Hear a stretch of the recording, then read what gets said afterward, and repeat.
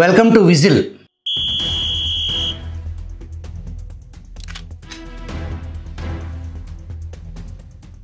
ఆంధ్రప్రదేశ్ పరిణామాలపై సమగ్రంగా విశ్లేషించడానికి సీనియర్ జర్నలిస్ట్ దుర్గా కుమార్ గారు మనకు అందుబాటులో ఉన్నారు.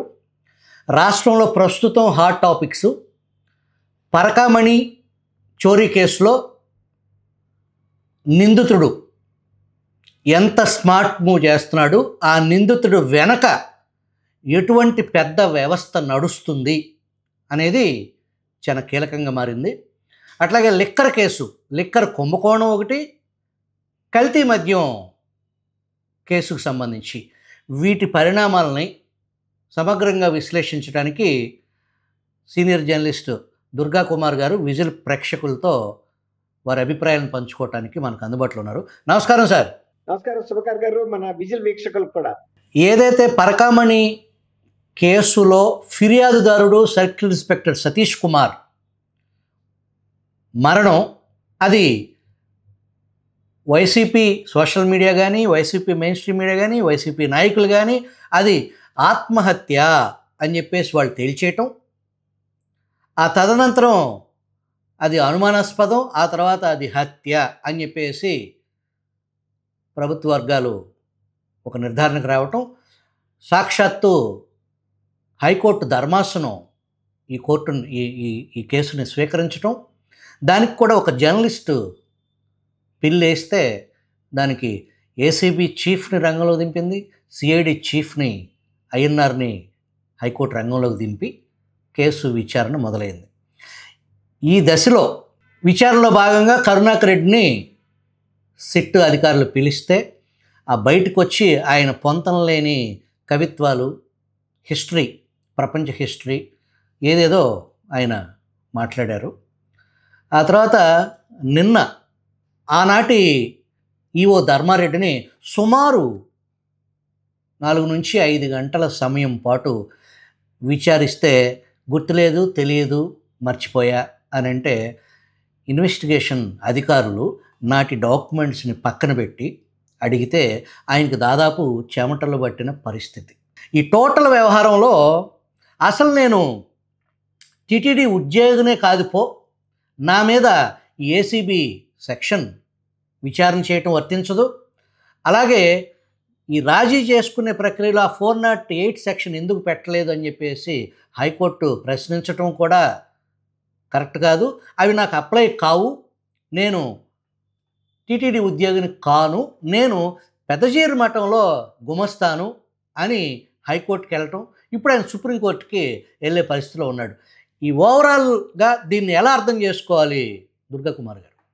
మీరు అన్నట్టు సుభాకర్ గారు, టిటిడి అనేది కొన్ని శతాబ్దాలుగా కొనసాగుతున్న ప్రముఖమైన దేవస్థానం. అంటే మొదట్లో చాలా చిన్నగా ప్రారంభమైన కోట్లాది మందుల హిందూ భక్తుల మనోభావాలతో విరాసిల్లుతుంది. అది ప్రపంచంలోనే ఒక పెద్ద దేవాలయ వ్యవస్థల్లో తర్వాత రోమ్ తర్వాత ఇదే పెద్దది అంటారు. అలాంటి దేవస్థానం అకస్మాత్తుగా వివాదాల్లోకి రావటం అనేది ఇప్పుడే చూస్తున్నాం. అసలు ఎప్పుడు కూడా ఇది వివాదాలకు అతీతంగా జరిగింది. ఎందువల్ల అంటే దీనికి నియమించే ఎగ్జిక్యూటివ్ అధికారులు కానీ, చైర్మన్ల నియామకం కానీ ఒక కొన్ని నియమ నిబంధనల్ని పాటిస్తూ చేస్తారు. సీనియర్ ఐఏఎస్ మాత్రమే ఎప్పుడైనా టీటీడీకి ఈఓగా ఉండాలి. ఒక సీనియారిటీయే కాదు, ఆయనకి ఆధ్యాత్మిక భావాలు కలిగిన వ్యక్తి అయి ఉండాలి, మంచి ట్రాక్ రికార్డు ఉండాలి. తర్వాత ఆయన వచ్చిన కుటుంబ పరిస్థితులు కూడా చూస్తారండి. గతంలో వీళ్ళ కుటుంబం యొక్క బ్యాక్గ్రౌండ్ కూడా చూసి నియమించేవారు. అందువల్ల ఎప్పుడు కూడా వివాదాలకు అతీతంగా నడిచింది. తర్వాత టీటీ చైర్మన్ కూడా అన్య మతస్థుల నియామకాలు ఎప్పుడు జరగలేదండి. ఎప్పుడు కూడా హిందూ మతానికి చెందిన వ్యక్తుల్ని, ధార్మిక ఆలోచనలు ఉన్న వ్యక్తుల్ని నియమించేవారు, సమాజంలో మంచి ఇమేజ్ ఉన్న వ్యక్తుల్ని. అలా కాకపోయినా కూడా ఒక వ్యాపార వర్గాల్లో ప్రముఖుల్ని నియమించినప్పటికీ కూడా హిందువులే తప్ప అన్య మతస్థుల నియామకాలు ఎప్పుడు కూడా జరగలేదు. దానివల్ల కూడా ఒక పాప భీతి, దేవుడంటే భయంతో వాళ్ళు ఎప్పుడు కూడా దేవస్థానం డబ్బులు ముట్టుకోవటానికి ప్రయత్నించేవాళ్ళు కాదు. దేవస్థానం కొన్ని వందల వేల కోట్ల రూపాయల ఇది జరుగుతుంది. హుండీ రూపంలో వచ్చే ఆదాయాలు కానివ్వండి, వాళ్ళు కొనుగోలు చేసే అంశాలు కానివ్వండి, ఖర్చు పెట్టే అంశాలు కానీ, వాళ్ళు నిర్వహించే సంస్థలు కానీ చాలా భారీ ఎత్తున జరుగుతూ ఉంటాయి. ఇప్పుడు కూడా నేను చెప్పావు, ఒకవేళ చైర్మన్లుగా నియామకమైన వ్యక్తులు వ్యాపార వర్గాలకు చెందిన వాళ్ళు అయినప్పటికీ వాళ్ళు ఏంటంటే ఇందులో ఆ, డబ్బు తీసుకోవటానికి వాళ్ళు ఎప్పుడు కూడా ప్రయత్నించేవాళ్ళు కాదు.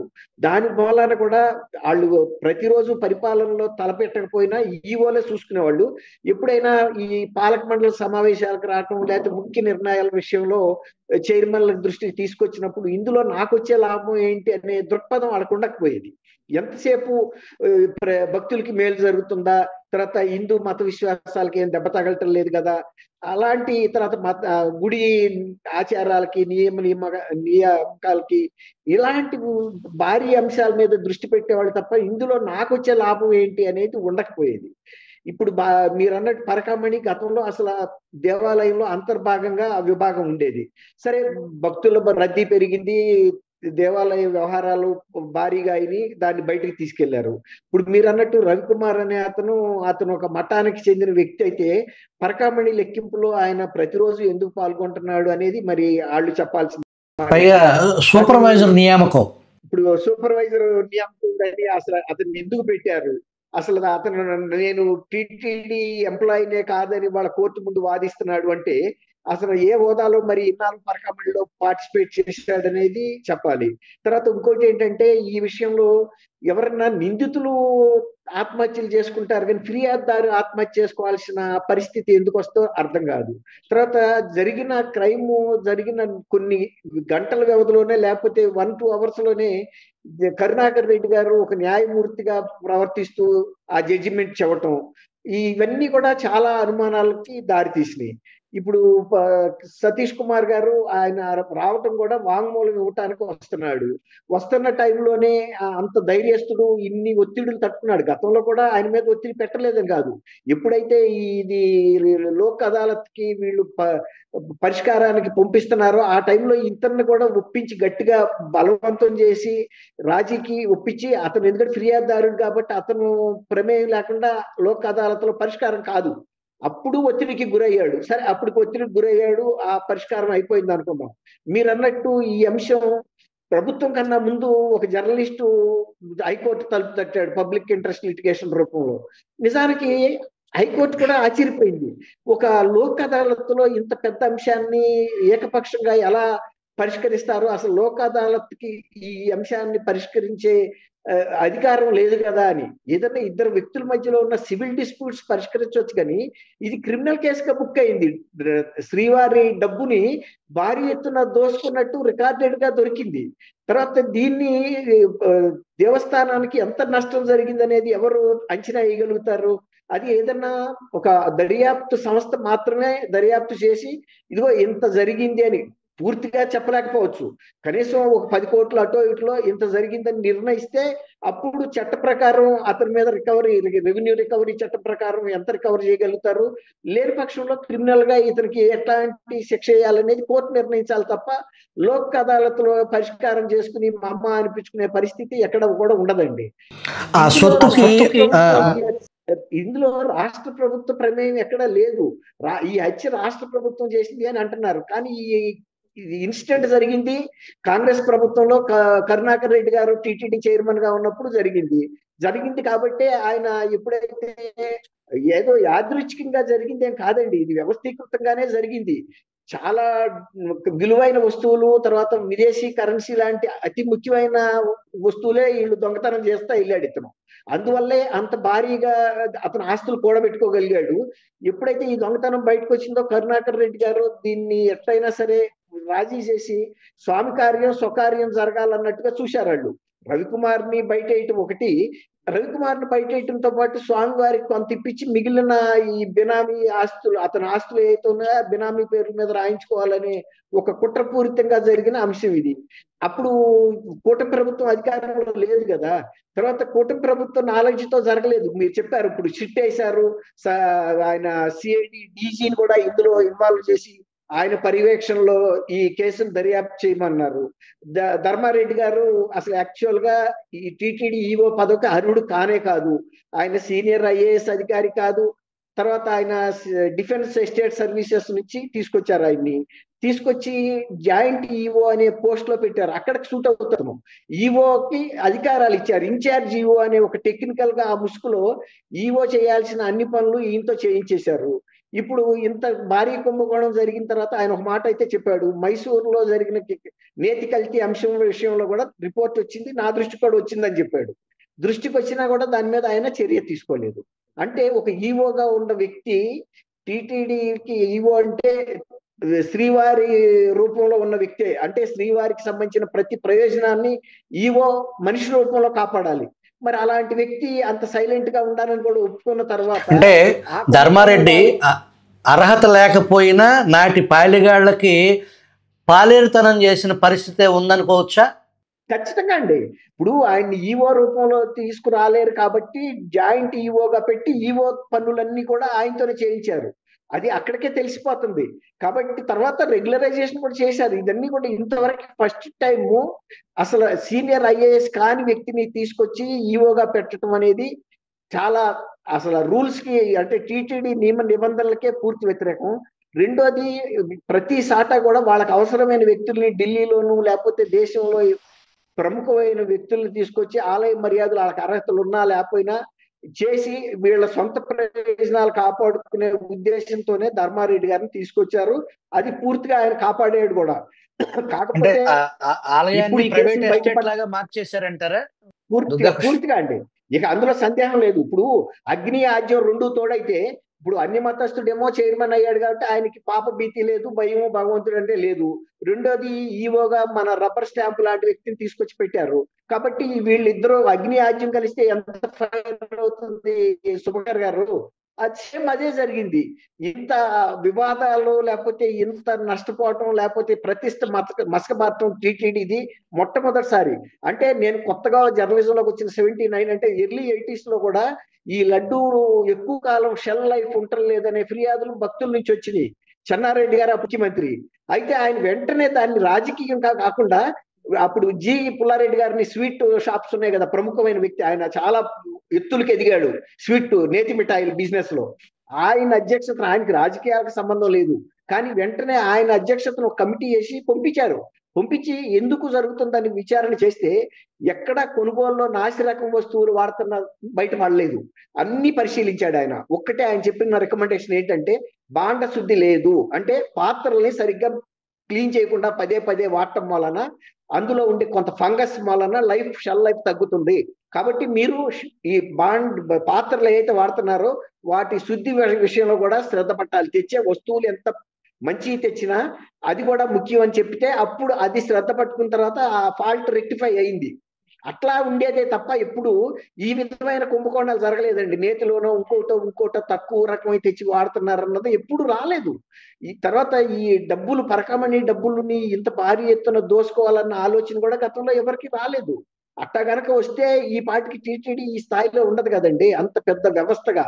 చంద్రబాబు నాయుడు గారి మీద కూడా పింక్ డైమండ్ అని ఆయన దీక్షితులు గారు ఒక ప్రధాన అర్చకుడితో కూడా ఇట్లాంటి ఆరోపణలు చేశారు. ఇక అక్కడ నుంచి ఈ టీటీడీ యొక్క పవిత్రత లేకపోతే దాని యొక్క పలుకు ప్రతిష్ట మసకబారటం మొదలైంది. ఇప్పుడు పూర్తిగా దిగజారిపోతే చంద్రబాబు నాయుడు గారు వచ్చిన తర్వాత ఈ లడ్డు ప్రసాదాల్లో కల్తీ వస్తువులు వాడుతున్నారంటే ఆయన్ని కూడా తప్పుపట్టారు. ఇదేదో ఈయన వచ్చి రాజకీయం చేస్తున్నాడు, అలాంటిది ఏం జరగలేదని చెప్పి కూడా వాదించారు చాలా రోజులు. మొన్న జగన్మోహన్ రెడ్డి గారు పౌష్టికాహార లోపం గనక ఆవుల్లో వస్తే దాని మూలన నెయ్యి కూడా తక్కువ రకంగా వస్తుంది, అందుమూలన జరిగిందని సమర్థించడానికి కూడా ప్రయత్నించాడు. కానీ ఒక ఆవు నుంచి తీసుకునే నేతితో వాడరు కదండి. ఇది కొన్ని లక్షల కేజీలు తీసుకొచ్చేటప్పుడు అనేక వేల ఆవుల నుంచి సేకరించిన పాలల్లో పౌష్టికాహార లోపం అనేది అది నిలబడే అంశం కాదు. సమర్థించుకోవటానికి అంటే అప్పటికి ఆయనకి ఆ నాలెడ్జ్ ఉంది. మా వాళ్ళు ఈ దీంట్లో అంటే ఈ అవినీతి అనేది కింద నుంచి పైరాక ఎవరు షేర్ వాళ్ళకి వెళ్తుంది కదా సుభాకర్ గారు. అందువల్ల సమర్థిస్తానికి ప్రయత్నించాడే తప్ప ఇది పూర్తిగా అప్పటికే ప్రజలకు అనుమానం వచ్చింది. ఎప్పుడైతే ఇలాంటి అతకని మాటలు చీఫ్ మినిస్టర్ గా చేసిన వ్యక్తి మాట్లాడుతుంటేనే ఇక్కడ ఏదో మెతకదనం ఉంది అని ప్రజలు గుర్తించారు. తర్వాత ధర్మారెడ్డి కూడా ఒక విషయాన్ని కాదని లేకపోయాడు. మైసూర్ నుంచి వచ్చిన ల్యాబ్ రిపోర్ట్ నాకు కూడా చూశాను అని చెప్పాడు. సుబ్బారెడ్డి గారు కూడా చెప్పాడు ఆ మాట. కాబట్టి ఇదంతా ఒక వ్యవస్థీకృతంగా జరిగిందే తప్ప ఏదో యాదృచ్ఛికంగా జరిగింది అయితే కాదు. ఈ డబ్బులు దోసుకోవటం అనేది ఒక టీటీడీని, అన్ని వ్యవస్థలతో పాటు టీటీడీని కూడా వాడుకున్నారు. అరక్కుని లిక్కర్ స్కామ్ ఎలాగో టీటీడీని కూడా ఇది ఒక పవిత్రమైన సంస్థ అనే భావన వాళ్ళకి లేదండి. గతంలో శతాబ్దాల క్రితం కూడా ముస్లిం రాజులు పరిపాలించారు, బ్రిటిష్ వాళ్ళు పరిపాలించారు. వాళ్ళు కూడా ఎప్పుడు కూడా ఈ పరిపాలన అంశాల్లో ఇందులో లబ్ధి పొందాలని కానీ, ప్రజల మనోభావాలు దెబ్బతినాలని కానీ వాళ్ళు ప్రయత్నించలేదండి. అన్ని మతస్థులు పరిపాలించిన గతంలో ముస్లిమ్స్ కానీ బ్రిటిషర్స్ పరిపాలించిన టీటీడీ హుండీ జోలికి రాలేదంటారు. టీటీడీ హుండీ జోలికే కాదు సుధాకర్ గారు, టీటీడీ పాలన అంశాల్లో రాలేదు. ఎందుకు రాలేదంటే ఇది ప్రజల మనోభావాలకి, భక్తుల మనోభావాలకి, భగవంతుడి యొక్క పవిత్రతకి సంబంధించిన అంశం. మనం ఇందులో వేలు పెడితే ప్రజల నుంచి వ్యతిరేకత వస్తుంది, మనం దెబ్బతింటాము, మనం వచ్చిన పని మనం చేసుకెళ్ళాలి తప్ప ఇలాంటి అంశాల్లోకి వెళ్ళకూడదనే విఘ్నత వాళ్ళకుంది. అందువల్ల అన్ని సంవత్సరాలుగా కూడా తిరుపతి దేవస్థాన పవిత్రతకి ఎక్కడ భక్తులకు కూడా అనుమానం రాలేదు. మనం ఇచ్చిన డబ్బులు నిలువు దోపిడీ కూడా ఇస్తారు కదండి. అప్పుడు అలిపిరి దగ్గర చంద్రబాబు నాయుడు గారి మీద దాడి జరిగినప్పుడు భువనేశ్వర్ గారు కూడా నిలువు దోపిడీ ఇస్తానని మొక్కుకుని వెళ్ళి ఆమె మీద ఆ రోజు ఏమైతే నగలు ఉన్నాయో ఆమె మంగళసూత్రాలతో సహా ఉండిలో వేసి వచ్చారు. అట్లా పూర్వం ఆమె ఒక్కరే కాదు, చాలా మంది ఇలాంటి ఆపద వచ్చినప్పుడు మొక్కుకుని ఇస్తే ఏంటంటే మనం ఇచ్చిన ప్రతి పైసా కూడా శ్రీవారికి జారుతుంది, పవిత్రమైన కార్యక్రమాలు జరుగుతాయి అనే ఒక ధైర్యం, భరోసా భక్తుల్లో ఉండేది. ఇప్పుడు ఆ భరోసా దెబ్బతింది. కాబట్టి ఇప్పుడు దాన్ని పునఃప్రతిష్ఠించాలి, భక్తుల్లో మళ్ళీ నమ్మకం కలిగించాలి అంటే ఇలాంటి కేసుల్ని రాజకీయాలకు అతీతంగా ఎంత పెద్ద రాజకీయవేత్తలు ఇందులో ఇన్వాల్వ్ అయినా, బయటకు వచ్చి పోలీసుల్ని వ్యంగ్యంగా మాట్లాడినా, టీటీడీని వ్యంగ్యంగా మాట్లాడినా, భగవంతుడిని వ్యంగ్యంగా మాట్లాడినా కఠినంగా వ్యవహరించాల్సిన బాధ్యత ప్రభుత్వాల పైన, దర్యాప్తు సంస్థల పైన ఉంది. ఇది ఒకళ్ళకి ఇద్దరికి చెందిన అంశం కాదు. విదేశాల్లో కూడా శ్రీవారి భక్తులు ఉన్నారు, అన్య మతస్థులు కూడా ఉన్నారు. వాళ్ళు డిక్లరేషన్ ఇచ్చి మరీ క్రమశిక్షణతో గుడిలోకి వెళ్ళి దర్శనం చేసుకొస్తారు. తర్వాత ఇక్కడి నుంచి వచ్చే ప్రసాదాలు ఎవరన్నా తీసుకెళ్తే కూడా ఎంతో అభిమానంతో, భక్తితో కూడా వాళ్ళు అవి స్వీకరిస్తారు. శ్రీవారికి మతాలకు అతీతమైనటువంటి భక్తులున్న వ్యవస్థ అది. దాన్ని గౌరవించి కాపాడాలి, దానికి ఉన్న ప్రతిష్టను కాపాడాలి, మసకబారనకూడదు ఇలాంటి నీచమైన పనులు అక్కడ చేసి.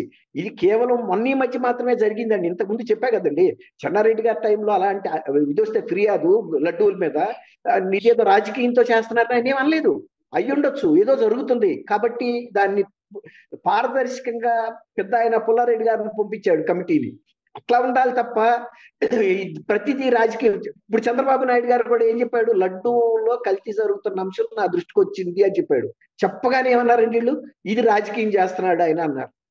కానీ అప్పుడు ఈవో ఒప్పుకున్నాడు, చైర్మన్ కూడా ఒప్పుకున్నాడు. ఒక అథెంటిక్ ల్యాబొరేటరీస్ నుంచి వచ్చిన ల్యాబుల్లో నెయ్యి కల్తీ కొన్ని ఏదో ఒక లోడులో జరిగిందంటే అర్థం చేసుకోవచ్చు సుధాకర్ గారు. అది 5 సంవత్సరాల పాటు నిరాటంగా బోలేబాబా డైరీ ఎక్కడండి, ఉత్తరాఖండ్ లో ఉన్న డైరీ ఏంటి, తర్వాత వైష్ణవి ఏంటి, ఏఆర్ డైరీ, ఇవన్నీ ఎక్కడి నుంచి వచ్చినాయండి?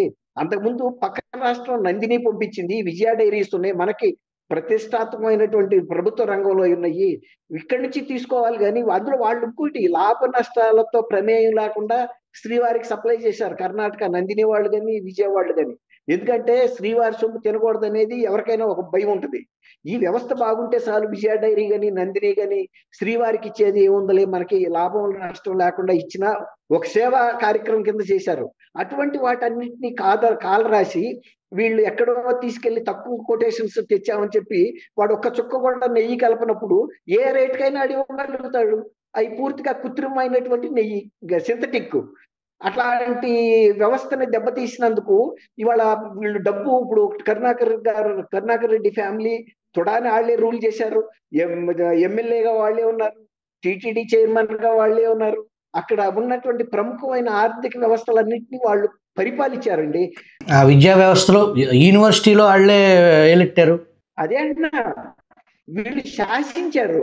అందువల్ల ఇప్పటికి కూడా వాళ్ళకి ఎంత తక్కువ అభిప్రాయం ఏంటంటే, మనం ఏం చేసినా మన ఎవరేం చేయలేరు, డబ్బుగా బాగా బిగిసిపోయాము కాబట్టి అలాంటి వ్యంగ్యపు మాటలు మాట్లాడుతున్నారు. అదే కనుక ఎవరన్నా బాధ్యత కలిగిన ఒక చైర్మన్ కనుక అయితే నేను దేవుడి మీద ప్రమాణం చేసి చెబుతున్నాను, జరిగిన వాస్తవాలు ఇవి అని ఎవరైనా ఒప్పుకుంటారండి ఆ దేవుడి మీద భక్తి ఉన్నాళ్ళు అయితే. ఇప్పుడు జగన్మోహన్ రెడ్డి గారు ఉన్నాడు, ఆయన ఎప్పుడు కూడా భార్య సమేతంగా వెళ్ళి చేసింది లేదు. రెండోది, ఆయన టీటీడీకి వెళ్లకుండానే ఇంటి దగ్గర సెట్టింగ్ వేసుకుని ఓట్ల కోసం చేసే విధికి పనికిరాదండి లౌకికవాదం. నిజమైన భక్తి ఉన్న వ్యక్తులు చేసే సేవ వేరే ఉంటది, జనం కోసం నటించేది వేరు. ప్రసాదం చేతిలో పోసుకుని కింద పోసేయటం, లేకపోతే కాగితంలో చుట్టి డస్ట్బిన్ లో వేయటం అంత అవసరం ఏముందండి? నువ్వు తిన్నా అంటే తిన్నా అంటే ఎవడన్నా ఫోర్స్ చేస్తారా? ఏ మతం నువ్వు చెప్పు, నేను ప్రసాదాలు స్వీకరించనండి, యాజ్ ఏ ముఖ్యమంత్రిగా వచ్చి ఆ పట్టు వస్త్రాల వారికి సమర్పిస్తానంటే సమర్పించమంటా తప్ప, తర్వాత డిక్లరేషన్ ఇవ్వటం అనేది ఈవెన్ ఆజాద్ అబుల్ కలాం గారు కూడా రాష్ట్రపతిగా ఉండి కూడా ఆ మర్యాదను పాటించాడు. ఆయన గుడిలోకి వెళ్ళి డిక్లరేషన్ ఇచ్చి వెళ్ళాడు. ఎందుకంటే ఆయన పుట్టుకతో అన్ని మతస్థుడు తప్ప మానసికంగా ఆయనకి అట్లాంటి భేదభావాలు లేవండి. అట్లాంటి భేదభావాలు లేవు కాబట్టి సెక్యులర్ గా వ్యవహరించాడు. ముఖ్యమంత్రిగా ఉండి నువ్వు ఏ మతమో చెప్పకుండా నటంతో కాలక్షేపం చేస్తాను, వంచిస్తాను అనే పద్ధతి కరెక్ట్ కాదు.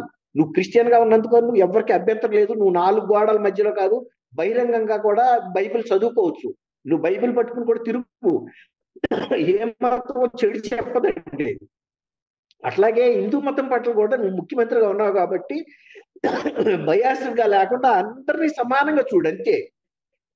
అంతే తప్ప నేను నటించి వంచిస్తాను అంటే ప్రజలు అది ఒప్పుకోరండి. ఇప్పుడు ఇదంతా చూడండి ఎంత ఇది జరిగిందో, అపవిత్రమైనటువంటి కార్యక్రమాలు జరిగి దేవస్థానం మసకబారి అనేక మంది భక్తుల మనోభావాలు దెబ్బతిని, ఆ రోజు అయోధ్యలో రాముల విగ్రహ ప్రతిష్టప్పుడు కూడా కొన్ని లక్షల లడ్డూలు పంపారు. ఇవన్నీ కూడా కల్తీయే కదండి. అందులో ఇంకోటి ఏంటంటే ఉన్న వాస్తవం, జంతువుకి చెందిన కొవ్వు కూడా ముందు కలిసిందనే ఇవి కూడా వచ్చినాయి. కానీ ఇప్పుడు మైసూర్ నుంచి వచ్చిన దాన్ని బట్టి చూస్తే సింథటిక్ నెయ్యి మాత్రం లేదు, అందులో నెయ్యి ఒక్క చుక్క కూడా లేదు. కేవలం ఫ్లేవర్స్, అలాంటి వేరు వేరు పామోలిన్, ఇంకా అట్లాంటి ప్రత్యామ్నాయ ఆయిల్స్ తో మాత్రమే తయారు చేశారని చెబుతున్నారు. ఏదన్నా ఒక 1-2% జంతు కొవ్వును కలిపినా మనం ఏం చెప్పలేము, ఎందుకంటే ఎన్ని విదేశాల నుంచి దిగుమతి చేసుకున్న సింథటిక్ ఐటమ్స్. సుభాకర్ గారు, అయితే నాటి పింక్ డైమండ్ గాళ్ళు ఈ పరకామణి చోరీ విషయంలో ఒక్క మాట కూడా మాట్లాడకపోవటం, పెదవి విప్పకపోవటం, అట్ ద సేమ్ టైం ఫిర్యాదుదారుడు అతని ట్రాక్ రికార్డు ఒక చిన్న సాదాసీదా దిగువ మధ్యతరగతి కుటుంబానికి చెందిన ఒక బీసీ వర్గానికి చెందిన తన ఊరిలో కానీ, తన స్నేహితుల్లో కానీ, బంధువుల్లో కానీ, తన సహ విద్యార్థుల్లో కానీ అతను అత్యంత సౌమ్యుడు, నిజాయితీపరుడు అని ఆ చనిపోయిన సతీష్ కుమార్ అనే అధికారికి పేరుందనేది మన ఇన్వెస్టిగేషన్లో తేలింది. ఫిర్యాదుదారుడు చనిపోవటం మొత్తం కథంతా నడిచింది జగన్ జమానాలో. ఫిర్యాదుదారుడు చనిపోవటాన్ని రెడ్ బుక్ ఫోర్స్ మూలాన ఆ ఒత్తిడి తట్టుకోలేక ఆత్మహత్య చేసుకున్నాడని వెరపు లేకుండా మాట్లాడటం, ఇంకో పక్కన లేని పింక్ డైమండ్ గురించి రాకాసి దాడి చేసినటువంటి అక్కడ కూడా తిరుపతి ప్రతిష్టను మంటగలిపే లేని దాన్ని ఆపాదిస్తే ఆ ఏరియా ప్రతిష్ట, ఆ ప్రాంగణం ప్రతిష్టని మంటగలిపే ప్రయత్నం చేస్తూ దాంట్లో రాజకీయ చలిగాసుకునే ప్రయత్నం చాలా సక్సెస్ఫుల్గా జరిగింది. 2019 ఎన్నికలకు ముందు విజయం సాధించారు. ఆ తర్వాత అధికారంలోకి వచ్చినటువంటి జగన్మోహన్ రెడ్డి దాని మీద ఎటువంటి ఎంక్వైరీ లేకుండా దానికి కోర్టుకు వెళ్ళారు. కోర్టులో అదేమీ లేదని చెప్పాల్సిన పరిస్థితి, ఆ ఆభరణాల లిస్టులో అసలు అటువంటిది లేదనేది. దానికి నాటి విజయసాయి రెడ్డి ఏకంగా చంద్రబాబు ఇంట్లో అండర్ గ్రౌండ్ నేలమానికలోని దాంట్లో దాశారు అని వెరపు లేకుండా ఆ పవిత్ర ప్రార్థనా స్థలానికి సంబంధించి ఆ కలియుగ వెంకటేశ్వరుడు అని దైవంగా భావించే కోట్లాది మంది మనోభావాలని గాయపరిచేలాగా, ఆ సమస్త ప్రతిష్టను దిగజార్చేలాగా అంత నీచానికి ఒడిగట్టినటువంటి ఈ వైసీపీ నాయకులు నీటి పరకామణి దొంగతనం కేసులో తేలుగుట్టిన దొంగల్లాగా ఉండటమే కాకుండా దాన్ని ఫిర్యాదుదారుని ఉల్టా ఈ ప్రభుత్వమే ప్రేరేపించింది ఆత్మహత్య చేసుకోవటానికి అనేలాంటి నిర్లజ్జగా మాట్లాడటాన్ని ఎలా చూడాలంటారు? వివేకా గారి మర్డర్ ఎంత సెన్సేషన్ క్రియేట్ చేసిందో మీకు తెలుసు. అది జగన్మోహన్ రెడ్డి ఆనాడు ప్రతిపక్ష నాయకుడు, ఆయనకి సొంతగా అన్న కుమారుడు. ఆయన ఎంత నేషనల్ మీడియా ముందు, రాష్ట్ర స్థాయి మీడియా కెమెరాల ముందు ఎంత బాహాటంగా పలానా వాళ్ళు ఇది హత్య చేశారని వర్ణించడమే కాకుండా ఆయన సొంత ఛానల్లోను, తర్వాత సొంత పత్రికలోను ఎంత భారీగా పలానా చంద్రబాబు నాయుడు గారు, లోకేష్, ఆదినారాయణ, బీటెక్ నవి ఎవరైతే ఆయనకి ప్రత్యర్థులు ఉన్నారో వాళ్ళందరి పేర్లు చెప్పి వాళ్ళు ఎవరెవరు గొడ్డలతో నరికారు, కత్తులతో నరికారు, ఎవరెవరు లాక్కెళ్ళారు అని కూడా వర్ణించి చెప్పిన వ్యక్తి ఆ తర్వాత ముఖ్యమంత్రి అయిన తర్వాత వాళ్ళ మీద ఎందుకు కేసు పెట్టలేదు అని ఎప్పుడన్నా బహిరంగంగా ప్రశ్నించాడండి సిబిఐని? నేను చెప్తున్నా కదా, నేను సొంత అన్న కొడుకుని, ఇప్పుడు రాష్ట్ర ముఖ్యమంత్రి, నన్ను బహిరంగ లేక ఎందుకు రాయలేదండి ఆయన? అది ఎంత నిజమో ఇది కూడా అంతే నిజమండి. రెండు ఆ కేసులో అసలు వివేక కూతురును కూడా వివేక కూతురే చంపించింది అనేలాంటి ఆవిడ్ని కూడా హంతకురాలను చేసే ప్రయత్నం ముమ్మరంగా జరిగింది కదా. జరిగింది. తర్వాత క్వాష్ పిటిషన్ వేసి ఎంత ఫైట్ చేసి కొట్టేయాల్సి వచ్చిందంటే సిబిఐ రామ్ సింగ్ ఎస్పీ, ఆయన ఇన్వెస్టిగేటివ్ ఆఫీసర్, ఆయన మీద కూడా పెట్టారు. అంటే ఇన్వెస్టిగేషన్ చేయడానికి వచ్చిన వ్యక్తి చేతులు కూడా వీళ్ళు కట్టేశారు, సంఖ్యలు వేశారంటే ఇక ఆయన ఏం పరిశోధన చేయగలుగుతాడండి, దర్యాప్తు చేయగలుగుతాడు? ఆయన అర్ధరాత్రి హైకోర్టు తలుపు తడితే గానీ రక్షణ దొరకలే ఆయనకి. అదే అన్న. తర్వాత కర్నూలు వెళ్ళి అరెస్ట్ చేయడానికి వెళ్తే అక్కడ ఉన్న ఎస్పీ అంటాడు, నేను ఇక్కడ ఉండే లా అండ్ ఆర్డర్ని కంట్రోల్ చేయలేనని. ఆయన ఎవరిని, ఇతను అవినాష్ రెడ్డిని అరెస్ట్ చేయడానికి వెళ్తే ఒక సిబిఐ లాంటి సంస్థ వచ్చి ఎస్పీని అడిగితే ఆయన బౌండెడ్ డ్యూటీ, ఎందుకంటే ఆయన ఒక అఖిల భారత సర్వీస్ అధికారి, అడిగింది కూడా జాతీయ దర్యాప్తు సంస్థ. వాళ్ళకి ఎప్పుడు సొంత పోలీసులు ఉండరు. ఎక్కడికి వెళ్తే అక్కడ దేశంలో ఆ స్థానిక పోలీసుల్ని హెల్ప్ తీసుకుని అరెస్టులు చేయటం కానీ ఇవన్నీ కూడా దర్యాప్తు చేస్తారు. అలా మాట్లాడిన ఎస్పీని ఇమ్మీడియట్ గా సస్పెండ్ చేయాల్సిన అవసరం ఉంది, కానీ ఆ ప్రభుత్వం చేయలేదు. ఇవాళకి కూడా అటువంటి అంశాన్ని తిరిగి తీయాలండి, ఎందుకంటే ఇది దేశవ్యాప్తంగా కూడా ఇతర ఎస్పీలకు కూడా గుణపాఠం కావాలి.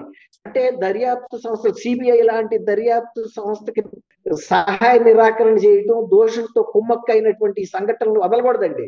అదేదో అయిపోయింది అని అనుకోవటానికి వీల్లేదు. ఇలాంటి రిపీట్ కూడా అవుతాయి.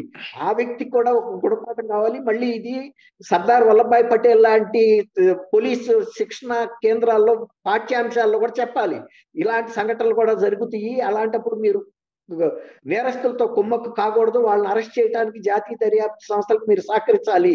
ఎందుకంటే వీళ్ళే కదా, ఎస్పీలే కదా ఇన్ఛార్జ్ గా ఉండేది రకరకాల ఫోర్సెస్ కి. ఇప్పుడు ఒకవేళ నీ సివిల్ పోలీసు కనుక నీకు చేయలేకపోతే అనేక రకాల వింగ్లు ఉన్నాయి ఇవాళ సెక్యూరిటీలో. అట్లాంటి పవర్ఫుల్ వింగ్స్ తీసుకో, అంతే తప్ప నేను ఏమి చేయలేను సాయితే అయితే ఎస్పీ గారు ఎందుకు అక్కడ ఉంటాం? లేదా రాజీనామా చేసి వెళ్ళిపోవాలి, నాకు ఇంత శక్తి లేదు, నేను ఇలాంటి వాటిని తట్టుకోలేని ఒత్తిళ్ళేనని. అంతే తప్ప నేరస్తులతో కుమ్మక్క అవటం, ఇప్పుడు మీరు అడిగారు, ఇది తీసుకొచ్చి రెడ్ బుక్ రాజ్యాంగానికో ప్రభుత్వానికో లేకపోతే ఇంకో కొంతమంది వ్యక్తులకో చుడితే అది హైకోర్టు ఆర్డర్ మీద జరుగుతున్న ఎంక్వైరీ. వాళ్ళు కనుక ఇట్లాంటి మాటలు మాట్లాడితే అది హైకోర్టు ధిక్కార నేరం కింద కూడా పరిగణించాలండి. అంతే తప్ప హైకోర్టు ఇచ్చిన ఆదేశాల ప్రకారం జరుగుతున్న దర్యాప్తుని ఫలానా ఆయన మూలాన జరగటం ఏంటి? ఫలానా ఆయనకి వ్యక్తిగతంగా అందులో ఉన్న లబ్ధం ఉంది. తర్వాత టీటీడీ అనేది ఒక ప్రభుత్వం సంబంధించిన ఒక విభాగం లాంటిదే కదా అది. తర్వాత దానికి ఒక స్వతంత్ర ప్రతిపత్తి ఉన్నప్పటికీ కూడా ఎప్పుడైనా ఆ సంస్థలో జరిగే ఒడిదుడుకులకి ప్రభుత్వం కూడా చేదోడు వాదోడుగా ఉండాలి. వాళ్ళకి విజిలెన్స్ అండ్ ఇవి ఉన్నాయి, సెక్యూరిటీ, కానీ పూర్తి స్థాయి దర్యాప్తు అధికారాలు వాళ్ళకి లేవు. అలాంటప్పుడు పోలీసు వ్యవస్థ కూడా వాళ్ళకి ఎక్కడైనా సహకరిస్తుంది. తర్వాత కోర్టులకి అక్కడ పరిష్కారం కాని అంశాలని పాలక మండలిలో వాళ్ళు కూడా కోర్టులకు వచ్చి పరిష్కరించుకోవాలి తప్ప ఈ లోక్ అదాలతుల దగ్గరికి వెళ్ళో లేకపోతే ఊళ్ళో పెద్ద మనుషుల దగ్గరకో వెళ్ళి చేసుకునే పరిస్థితి ఉండదండి. కాబట్టి అంత వివేకానంద రెడ్డి గారి కేసునే ఇతరుల మీదకి నెట్టిన వ్యక్తులు ఇవాళ ఎక్కడ మౌనంగా లేరా? మరి మా కుటుంబ సభ్యుల మీద ఎందుకు పెడతారని ఫైట్ చేయరు ఏంటి? వాళ్ళు కదా బయట ఆడి చంపారని చెప్పలేకపోతున్నారే. మొత్తం వాళ్ళ కుటుంబ సభ్యుల మీదకే వచ్చింది కూడా. కాబట్టి ఇది కూడా అంతే. పింక్ డైమండ్ నేలమాళిగలో దాశాడు, ఇవన్నీ ఎందుకంటే కృష్ణదేవరాయల కాలం నుంచి కూడా ఉన్న రికార్డులు అక్కడ ఉన్న ఏమున్నాయో, ఎవరెవరు ఏమి ఇచ్చారో కూడా ఆ కోశాధికారానికి రికార్డులు ఉన్నాయి. వాటిని సృష్టించి రాజకీయ పబ్బం గడుపుకోవడానికి పనికొచ్చింది. కానీ ఇప్పుడు ఈ చేసిన తప్పు రేపు జగన్మోహన్ రెడ్డిని హిందూ సమాజం క్షమించదండి. ఎందుకంటే ఒక ఉద్దేశపూర్వకంగా ఈ వ్యవస్థ మీద ఆయన చేసిన దాడిని ప్రతి వాళ్ళ మనస్సు గాయపడింది. ఇవాళ పరకమండలో చోరీలో కూడా వాళ్ళే వచ్చి జడ్జిలుగా వ్యవహరిస్తారా, దర్యాప్తు అధికారులుగా వ్యవహరిస్తారా?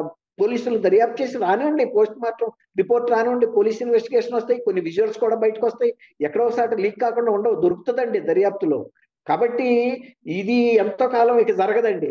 ఒక పవిత్రమైన వ్యవస్థ మీద ఇలాంటి దుర్బుద్ధితో చేసిన వ్యక్తుల్ని ఇంకా క్షమిస్తారని ప్రజలు, తర్వాత వంచనకి ఎవరైనా ఒక్కసారి గురవుతారు శుభకర్ గారు.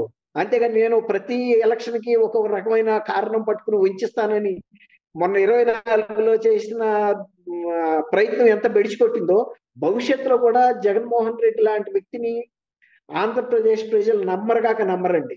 కాబట్టి ఆయనకి ఇంకా రాజకీయంగా భవిష్యత్తు ఉంటుంది, ఆ పార్టీ కొనసాగుతుంది. ఇలాంటి వంచిన రాజకీయాలు ఇంకా కాలం ఉంది అనుకుంటున్నారు వాళ్ళు. కాలం తీరిపోయింది. పారదర్శకంగాను నిజాయితీగా ఉన్న పార్టీలు, వ్యక్తులు మాత్రమే రాజకీయాల్లో మనుగడగలుగుతారని మాత్రం నేను స్పష్టంగా చెప్పగలను. ఎందుకంటే మొన్నటి ఎలక్షన్లో ఇచ్చిన మెజార్టీ దానికి ఉదాహరణ శుభకర్ గారు. ఇది ఏదైతే తిరుమల తిరుపతి దేవస్థాన ప్రతిష్టను కాపాడాల్సిన బాధ్యత ప్రభుత్వం నియమించే పాలక మండలి, ఏదైతే దేవుడి మాటగా, దేవుడి శాసనంగా అత్యంత భక్తి శ్రద్ధలతో,